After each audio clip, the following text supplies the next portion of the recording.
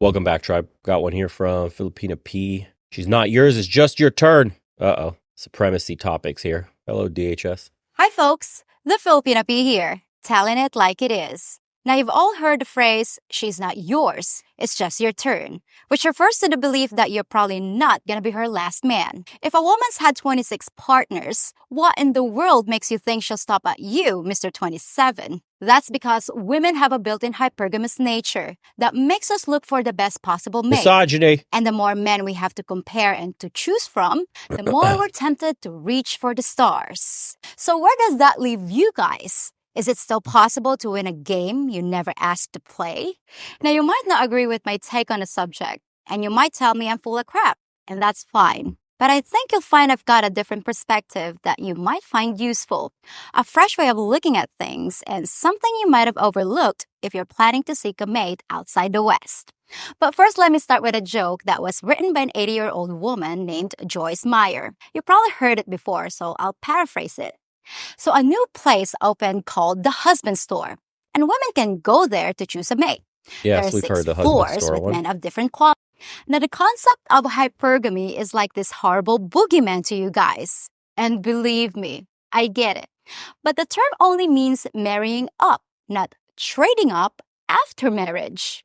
Every woman has a natural tendency to look for the best mate, just like every man has a tendency to spread his seed around. But that certainly doesn't mean that all men are born to cheat. It's not that women can't help themselves when they see a more lucrative opportunity. Just like you guys don't lose control when you see a younger, hotter woman than your wife. Now, a woman who marries one man as a stepping stone to get to another is guilty of monkey branching, which is definitely not okay. You might have had that experience in the West, but it's not something you'll see too much of in the Philippines because it's just not the way Filipinas think. Oh, I want an even bigger house and a younger man, so I'll just stay with this guy until I jump ship when a bigger fish swims by. No, that's not what it's like here. We take marriage much more seriously and only plan on doing it once. If we find a good Filipina, not a pure gold digger, she's not gonna be jumping from branch to branch. She just wants to make sure that the first branch she chooses was higher than her own. And in the Philippines, being with a foreigner almost guarantees that. You still don't see that happening quite as much in the Philippines. Yeah, a lot of this comes down to vetting, and even in the West, you have to vet even harder. The brutal truth is not everybody is monogamous by nature. It's like a spectrum, dude. From monogamy to non-monogamy. And people fall somewhere in between here. There's people that are okay with one person their entire lives, and that's all they need, and their sex drive is super low, and they just, this one person, and it's mostly emotional and very little physical. And then you have the people that are like, I can never be with one person. I need variety. I need to spread my seed. I need to experience different men. I can't stop, like the sex addicts, you know? And then you have some people that are falling somewhere in between there. If you and your woman don't match up on that spectrum, you're going to have big problems. And your relationship probably won't work. Only under very specific scenarios, like your value is super high and she understands that she has to share you to keep you, something of that nature. And it's disastrous for the man when he gets, like, you know, this new wave of cuck and stuff where it's like the man's value is so low. He has such little self-esteem. And that woman's like sexual drive is so high that she just outright refuses to be loyal to him. So you got these guys that are okay just sitting in a corner watching, completely depleted of their manhood and their drive lowered and their test levels non-existent. And then you have this woman that's like absolutely in hyperdrive, sexually speaking. And that's a big mismatch that leads to the humiliation of a man. So you have to find a partner that has the same drive as you do, that is satisfied in the bedroom as much as you are, and is content and can see themselves spending the rest of their lives with you. Now, in the strict modern dating scenario that we have, that's how you have to approach this. Obviously, the rules change completely if you're religious and you're doing this under God, or you live in a much more conservative culture where marriages are either arranged or a much bigger deal for the families in general. If you're in just the free-for-all hookup culture of the West and you're doing this for me, yeah, unfortunately, that's the strategy you have to employ. But it seems that due to social programming, women, especially today, are being socially engineered into being more and more hypergamous, more and more active, strong, independent. I am empowered by my sexuality programming. They're being driven in this direction, even against their own biological imperative. Maybe they're okay with one guy, but society shames them into having multiple partners, which causes untold damage. We already know. But hypergamy, you're not getting rid of it, whether here or overseas. All women are built with it. And this is just a biological fact that, has helped the species spring forward and advance. It is what it is.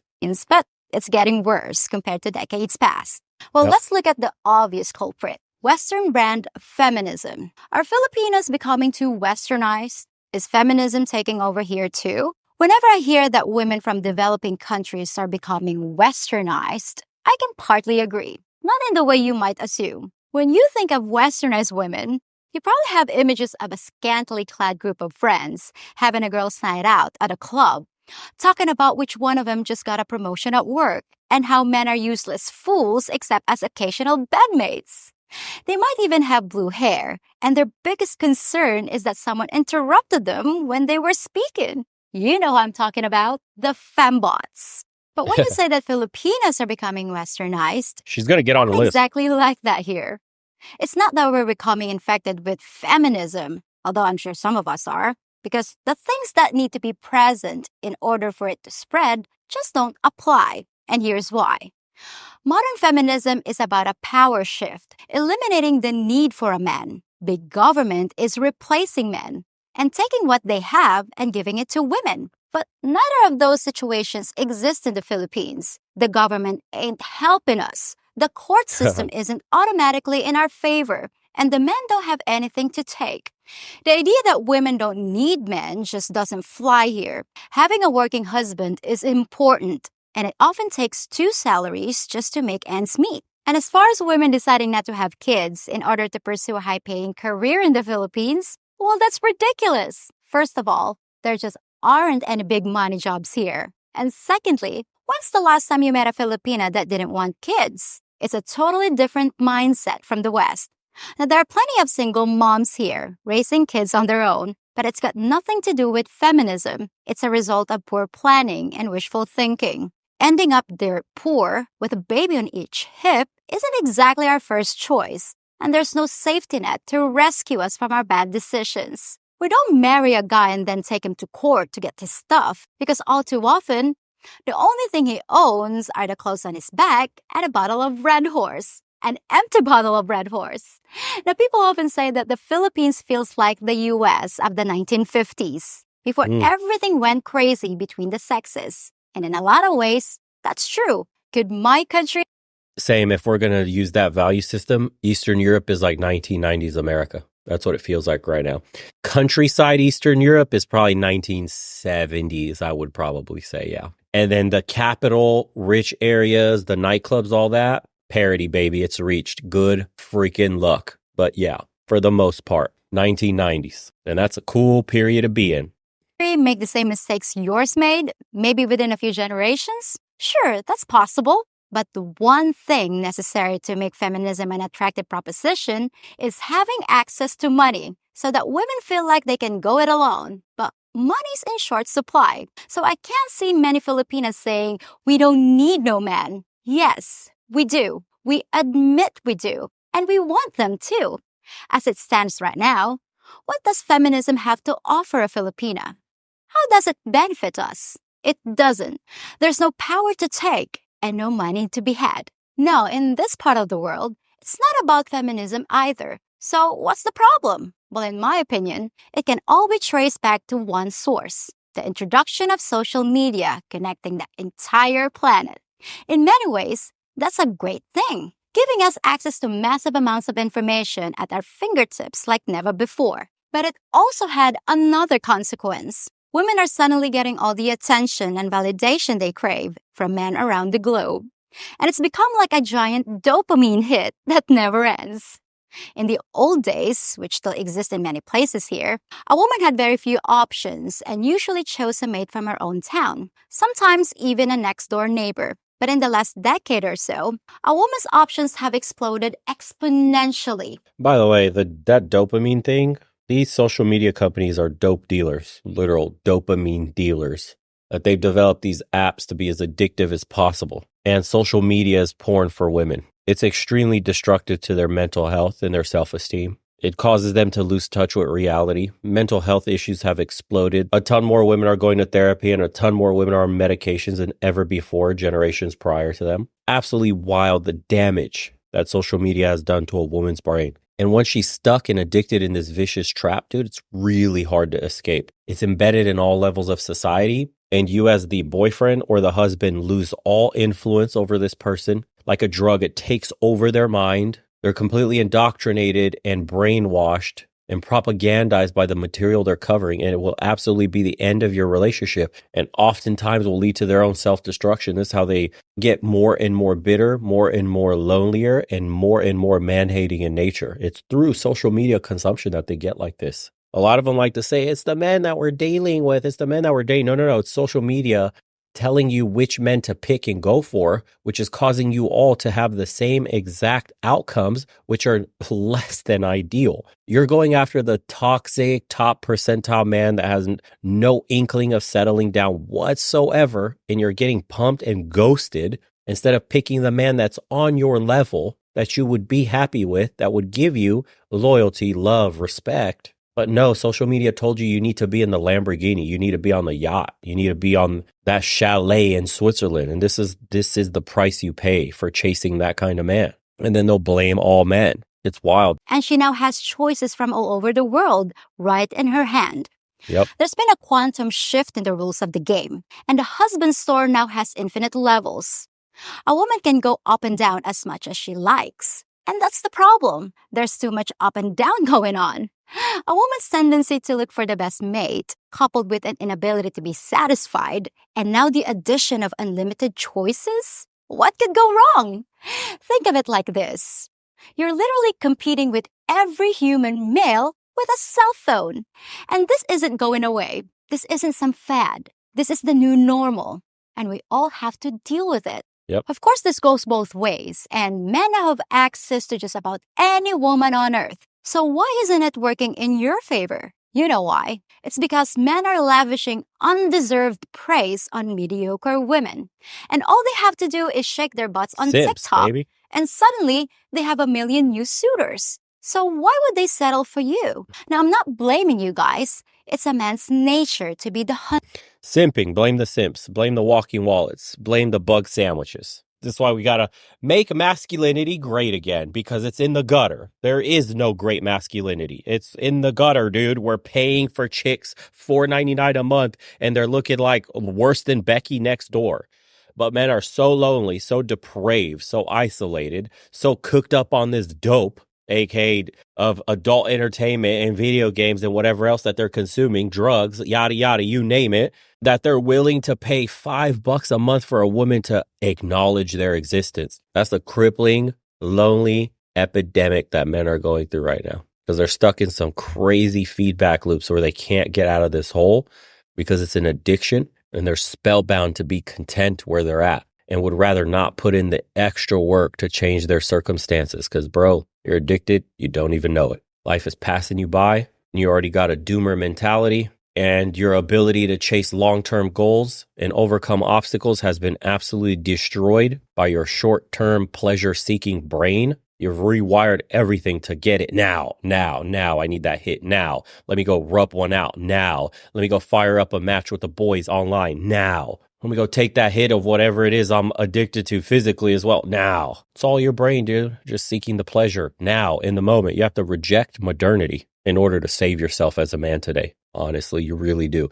You have to manufacture struggle in your life in order to feel a tinge of happiness, a tinge accomplishment, and finally start illuminating the path forward in your life and becoming what you want to be. If you don't break this nasty feedback loop that you're engaging in, whether you know you're doing it or not, you're done for, bro. Life is only going to get exponentially worse for you. Hunter, the pursuer, the aggressor, and you guys sure are chasing the ladies. But here's one point I can't stress enough, because it's something a lot of you guys don't get. Women don't respect or value a man who just vomits his entire life savings onto her doorstep, like a dog making a gift of a dead rabbit to show he can provide. The woman will gladly take it, sure, but it doesn't mean she respects you. Ironically, it actually makes you less appealing because women smell it as desperation, and nothing drops your market value faster than looking like you have no other options.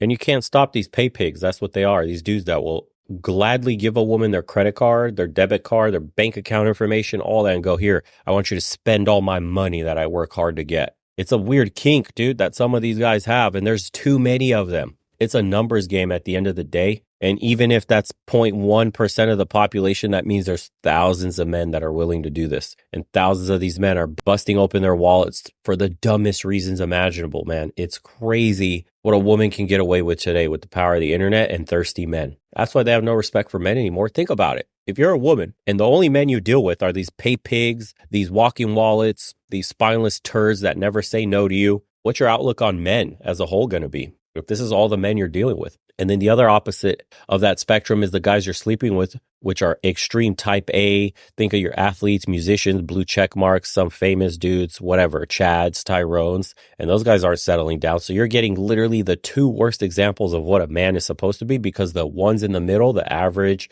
good guys that would settle down, be married, have a nice quiet life, give you loyalty, all that stuff, are invisible to you. You're dealing with the extremes. You're extracting maximum value from pay pigs, and then you're getting your guts rearranged by 12-inch thunderslongs. And it is what it is, man. How could you possibly be happy with that? Newsflash, you won't. That's why all these TikToks exist of all the complaining.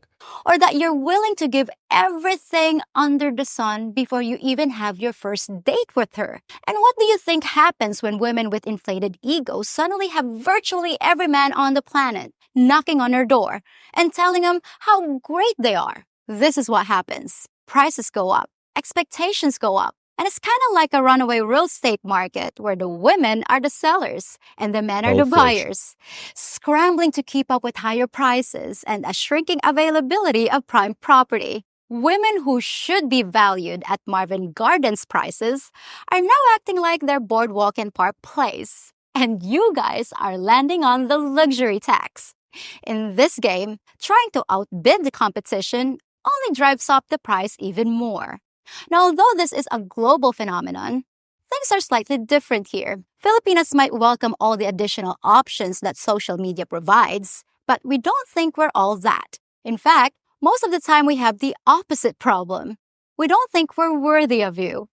I did a whole video about our self-esteem issues, especially when considering a foreign mate. So if Filipinas are less affected by monkey branching, feminism, and endless praise, what does it take for a man to beat the competition? Well, the answer is deceptively simple. You'll get her by making her feel like you're the kind of man that doesn't need to compete. So how do you go about doing that? Well, in your part of the world, it means working on your body and building wealth. Here on this side of the planet, the reality's a little different. People are often amazed when they watch my interviews with local women. And they just can't comprehend it when they hear Filipinas say, sure, 5'6" is fine, and a salary of $1,000 a month is more than enough. To you, that just doesn't compute. So you think we must be up to something. But the truth is, we really don't care about a guy's muscles. Bulging pecs just aren't a thing here. And a woman's more likely to think you're too into yourself to have any room for her. We call it being cocky. You also don't need to amass a fortune. Just have enough that we don't have to worry about paying the light bill. So if you don't need to have a 666 to catch a Filipina, what do you need? Well, contrary to popular belief, you need more than a heartbeat and a passport. Yeah, but here's the reality. You may not need a 666 to get your woman. That's a six-pack, six figures, 6 foot or taller, and a 6-inch dong or bigger. So add that one too. Sure, you might not need that, but if you want more than just the busted, low-quality ones that are willing to snatch up a foreigner that doesn't bring much to the table in those terms, you're going to have some of that stuff. There's plenty of other people that have messaged me talking about what it's like, that have lived there for years and see these guys coming through, the passports, the new expats, all that stuff. Guys currently married, living in these countries. And they all say a very similar thing. And I've seen it even here in Romania too, when people from outside of Romania come here and try to date and all this stuff. You are not pulling any of the hot local chicks if you don't have your act together. You're going to be pulling a chick that even the locals go, yeah, I wouldn't have even talked to her. That's below average. If you're trying to pull a woman that is genuinely attractive, you have to have these things. The software may be slightly tweaked overseas, but the base programming is still the same. This is not a magic bullet for you guys. You go overseas and yes, you will get much more attention, but how attractive is your woman going to be actually? It will be depending on how much you've taken care of yourself as a man as well. You're not about to go over there with some crusty toes, with a beer gut, balding and shit, short as hell, and expecting to pull the dime version of what a Filipina would be. Sorry, bro. Get that tummy flat, clean them toes up, go to Turkey, fix that bald head, or just shave it completely. Be more charismatic, be more hygienic, take care of yourself, and you will pull leagues above what you would normally out in the West. That's true. But there is no escaping the work that you have to do on yourself as a man.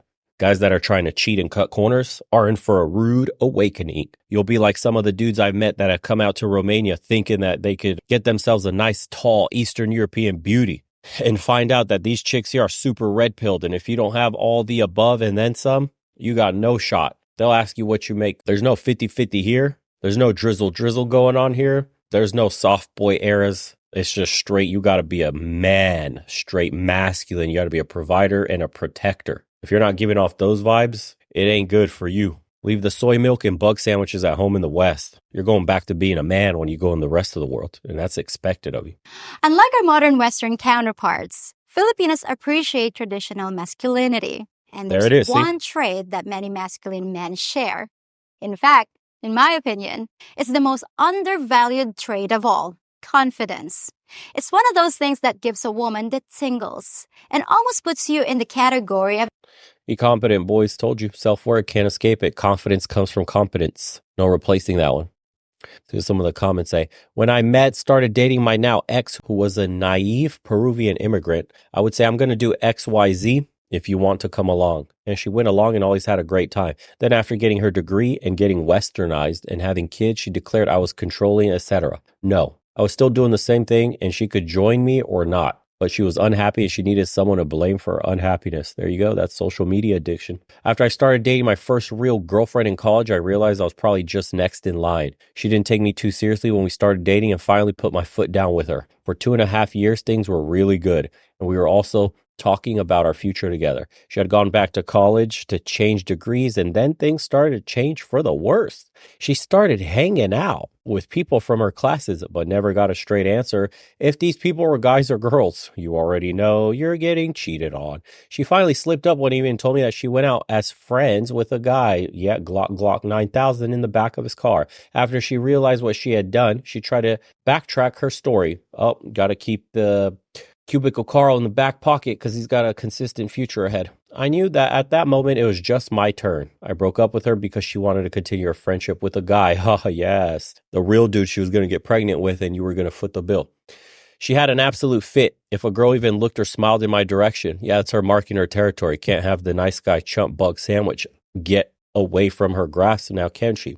She ended up marrying the guy 3 months later. Told you. About 9 years after that, she found me on an early form of social media and wanted to get back together even though she was married. I told her no and got rid of that account. Oof. My wife of over 20 years was from a second-generation Filipino family in the San Francisco Bay Area. They were a very traditional family. The children were sheltered from bad influences. They went to Catholic schools, no makeup, no dating. Every weekend was family events and church. Very good people. She spent the bulk of her time with her grandparents, who both passed about a year ago. 2 months ago, my wife unexpectedly passed in her sleep, an electrical heart issue. I'll probably never date or marry again. I'm 57 now, and I'll probably always compare any woman to my wife, which wouldn't be fair to anyone. She had the looks, solid 9+. That's all subjective, but okay. Not blowing smoke. She really was. She was 52 and looked 30. The temperament, the kindness, the laughter, the gentle nature. A woman in the best connotation of the word. She always laughed at my stupid dad jokes and usually doled out big hugs and kisses after every stupid joke. She rescued animals. I had a heck of a time keeping her from feeding our neighborhood rodents in the winter. She was a feeder. Nobody left her house hungry and usually had to go bags of food when they left. That's very feminine. A lot of women outside the United States actually do that, especially here in Eastern Europe too. Finally, she was a mother. She had been told from a young age that she shouldn't have children because of her heart issues. But after years of good health and a pacemaker/defibrillator, the doctor gave her the green light. You wouldn't believe the hoops this lady jumped through for the chance to have a baby. She told me that the only thing missing from her life was complete bliss. She told me that the only thing missing from her life being complete bliss was a baby. The kid never had a chance to doubt that he was loved with all the hugs, kisses, tons of food, but she'd crack his rear to keep him straight and narrow. Now it's up to me to finish the job. If you're a traditional man who would treat a lady well, then I recommend checking out the traditional parts of this culture. Be respectful. Don't be the typical arrogant jerk Westerner. Study the culture ahead of time and act accordingly. There are still some small pockets of this culture in the USA, but they're fading fast. Not for everyone, but it sure worked out for me. And this guy said, if you exude confidence, women assume you're successful, even if you're a loser. This is why they're getting a train run on them by Pookie and Ray Ray. Yikes. I'll see you guys on the next one.